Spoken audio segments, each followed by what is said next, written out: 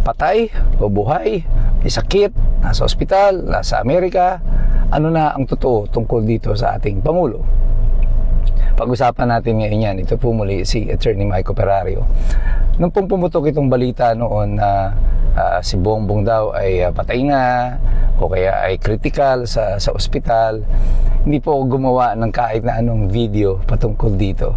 Pero gumawa ako ng ilang text post na actually natatawa na lang ako dito sa mga propaganda na ito. I call it propaganda because I am deeply suspicious about the origin of this supposed news na siya ay patay na. Kasi parang this is going to the well too much. Nung una nangyari nito, hindi ito fake news. Inamin ng administrasyon na siya ay totoong nasa ospital. So, ang sabi lang niya, meron siyang sakit na diverticulitis. Bigla naman ito, nung pumuputok na yung balita sa maleta, yung oil price hike, at yung crisis na kinakaharap natin, biglang may balita na bigla na patay na siya.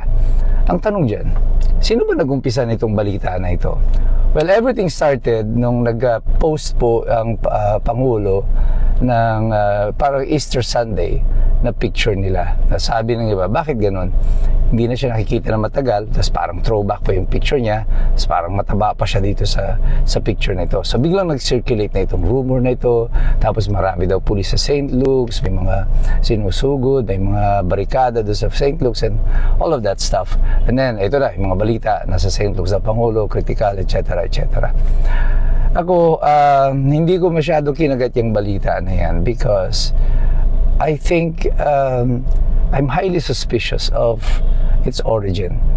Because makita mo yung the way it is played, yung paglabas ng kunyari ng isang throwback picture and then nawala siya.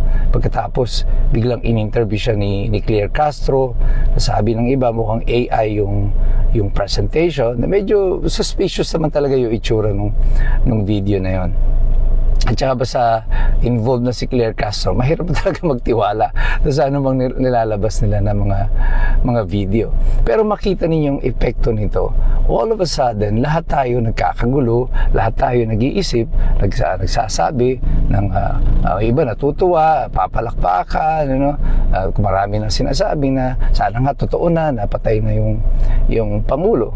But as we are discussing this, nakakalimutan na natin uli yung mga importanteng issue nung pagtaas sa presyo ng mga bilihin, ng gasolina, ang impeachment, ang maleta, because natabunan ng news nung ilang araw na iyan, itong mga very critical important information na dapat na pinagtutuunan natin ng pansin.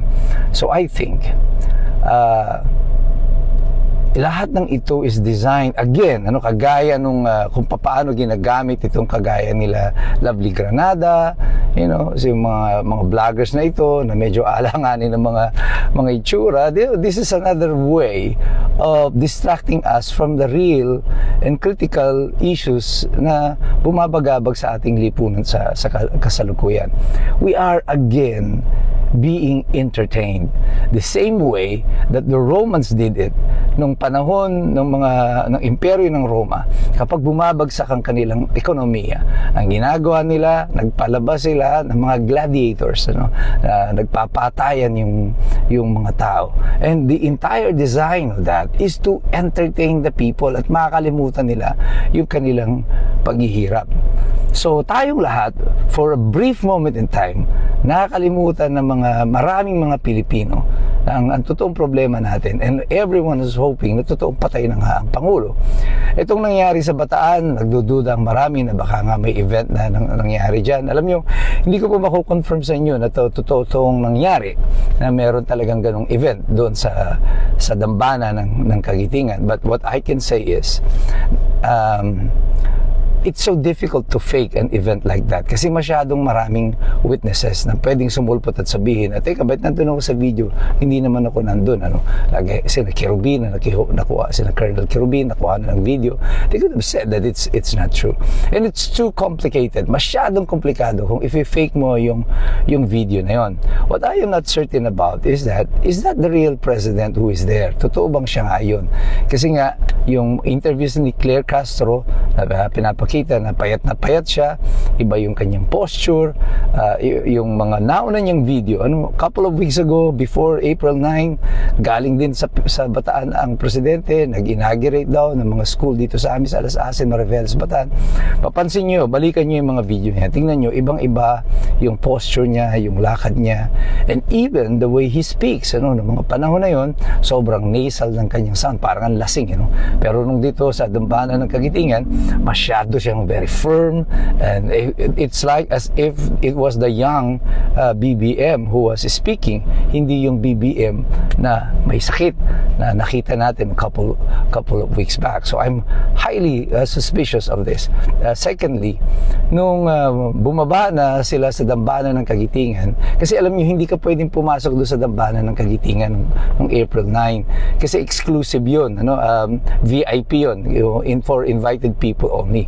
So hindi naman pwedeng pumasok yung mga kagaya namin na hindi naman imbitado sa ganung klase ng mga event. But usually, the president goes in through a helicopter kasi meron pong helicopter pad doon sa may landing pad po doon sa itaas na yun, sa may foot lang ng cross. So malawak po yung area na yun. They could have landed anywhere there.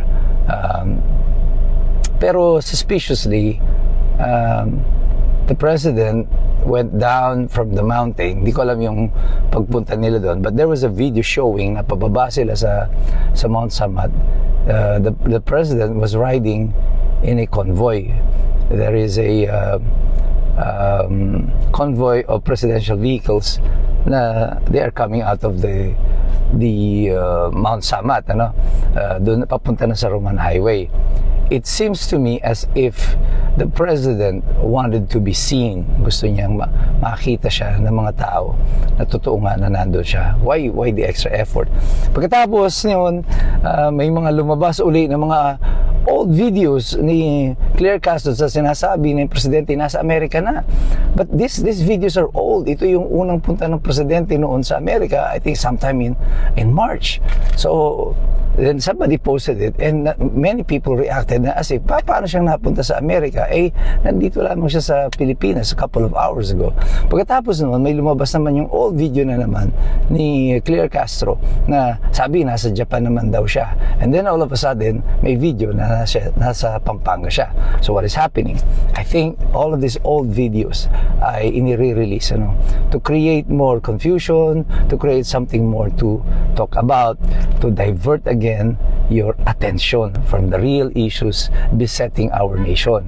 Kaya para sa atin, huwag kayong masyado pong nagpapapatol sa mga palabas na yan. Ako, basta nakita ko na yung mukha ni Claire Castro doon, hindi na agad ako naniniwala.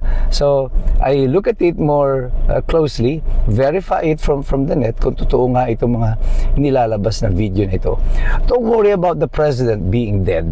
Kung ako sa inyo, he will die kung gusto ng Diyos na siya ay mamatay. Hindi yan ang critical at importanteng problema natin. Problema natin, presyo ng gasolina, ng ating mga basic mga needs, necessities, sahod, yung pamasahe, at yung day-to-day living natin, at itong mga mali-maleta, issue ng maleta, ito ang importanteng sagutin ng administrasyon sa kasalukuyan. Wala tayong pakialam kung siya ay mamamatay na, o may sakit na, mamamatay siya, kung talagang siya ay mamamatay na, wala naman tayong magagawa doon. Ang hindi lang nababasa at nakikita ng administrasyon dito, maraming mga tao ang tila tuwang-tuwa at excited na malaman kung ang Pangulo ay patay na.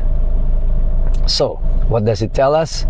The people really has no love for this president or this administration. Iyan po ang malinaw na sinasabi ng lahat ng ito. Pero tayong lahat, huwag na tayong magpapaloko sa mga ito. Tutok tayo sa importanteng issue ng bansa. At dito tayo lalahok, dito tayo magpa-participate, at hindi na tayo maloloko kasi patuloy tayong nagsisipag-aral dahil alam nating lahat, mahirap makialam ang taong walang alam. God bless you. God bless us all. Mabuhay ang Republika ng Pilipinas.